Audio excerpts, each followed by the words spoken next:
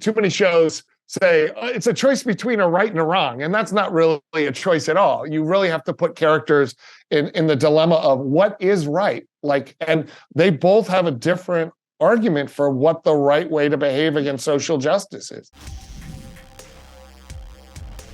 Nice backdrop. Green screen, and we put in Carnival Row. I like it. You're showing for us. I love it. Thank you very much. You're welcome. I'm actually a huge fan of the show. I love season 1. I love season 2.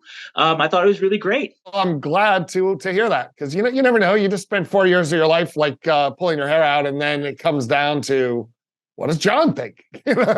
So season 2 felt really ambitious. It felt like there were like multiple seasons of story and character development that had to be wrapped up in these 10 episodes.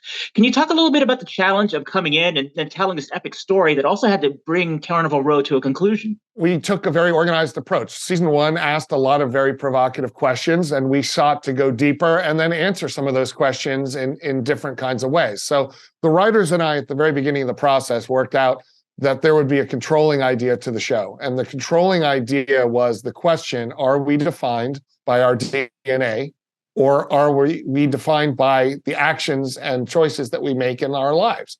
And we felt that that was an interesting philosophical question, something which put a positive idea, seeded it into the heads of the viewers, because we're living through a time of division where people are finding excuses to hate on each other, and ultimately looking at other groups as the other, and trying to fight back against some of those kind of tribalistic and racist traps that human beings sadly continually fall into.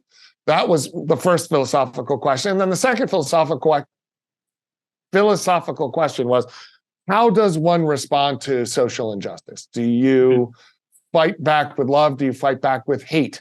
Do you try to pick up arms and take to the streets, or do you try to change the system from within? And depending on the scenario, and none of those answers are absolute. It really is dependent, and every one of the characters of the season were able to answer the questions differently and then go on their own journey. I have to say, I was particularly crushed by episode 5. A lot of those are. There are a lot of shocking moments in season 2, but that one really, really got me. Well, good. Well, we won't say what happens. Let me just say that I am somebody who will kill off main characters if that is best for the story.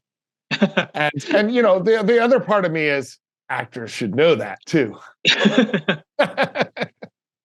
Now, Philo and Vignette are the central love story, but they also took some surprising turns. What was important to you about how to wrap up their story? Well, I think that it's such an epic romance, and it ended in such a very interesting and juicy way at the end, where of season 1, where Philo had more or less outed himself as a Pix, and then gotten incarcerated in Carnival Row.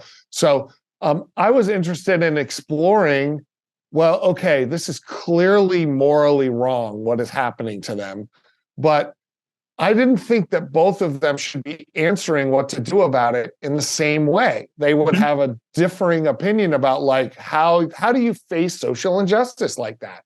And so despite their love, which is a constant, like, the politics might tear them into different directions and then bring them back together again. And so we wanted to make that an unpredictable journey for the two of them. And I think when audiences watch it, they're going to be both rewarded and surprised, and feel like the ending really pays off what it was supposed to be. Yeah, I felt that myself.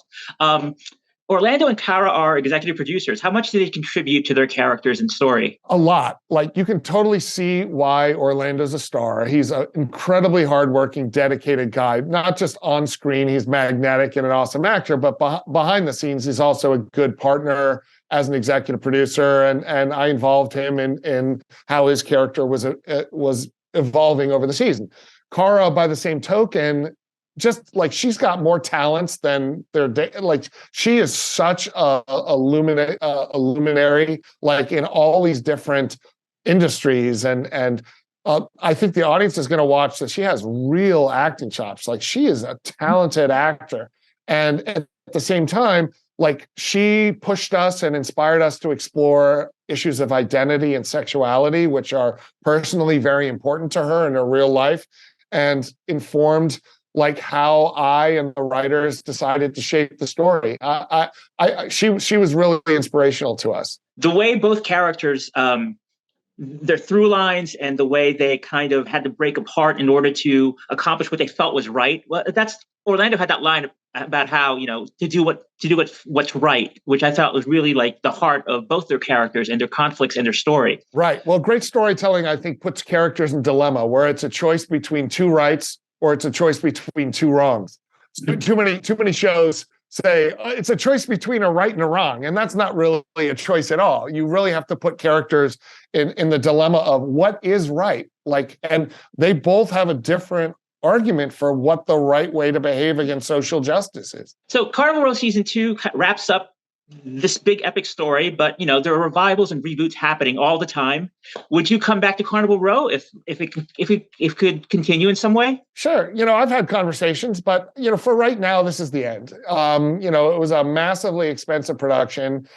COVID kind of poured cold water on a lot of everybody's plans, but like, who knows what the future? Like the door is open for such an amazing world, and I just had a blast as a writer. It was so much fun to work with this cast and crew. So never say never. Well, listen, I think we're out of time. So thank you very much, Erik. I really love the show. Oh, and good luck on your next thing. Oh, thank you so much. Thanks for watching. Great. Thank you. Bye-bye.